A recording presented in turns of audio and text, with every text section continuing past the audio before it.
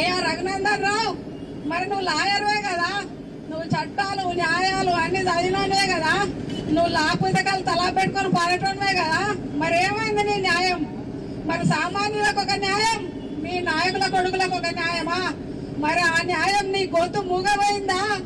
మరి ఏం చేస్తారు మరి ఇప్పుడు? మీ నాయకుల కొడుకులు ఏం చేసినా పర్వాలే, మీ నాయకులు ఏం చేసినా పర్వాలే, మరి రాష్ట్రాన్ని భ్రష్టు పట్టిస్తున్నారు మీరు.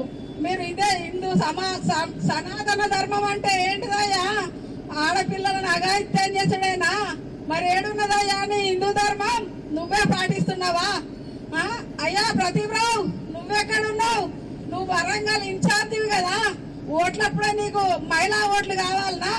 మరి ఇప్పుడు నీకు మహిళలు గుర్తుకు రావట్లేదా? నీకు బిడ్డలు లేరా? నీ భార్య కూడా ఒక మహిళే కదా. మరి వరంగల్ తూర్పు ఇన్ఛార్జివి కదా, మరి వరంగల్ తూర్పు ప్రజల మరి మీ ఫోన్ చేస్తే ఫోన్ ఎత్తుతలేవయ్యా? మరి నువ్వు ఇంకెవరికి న్యాయం చేస్తావు? మీరు ఒకసారి మీ బీజేపీ నాయకులారా మీరు ఆలోచించండి. సామాన్యులకైనా ఒకటే న్యాయం కావాలి. మాకు తప్పకుండా అమ్మాయికి న్యాయం చేసే వరకు మా బీఆర్ఎస్ పార్టీ తరఫున మేము పోరాడుతూనే ఉంటాం.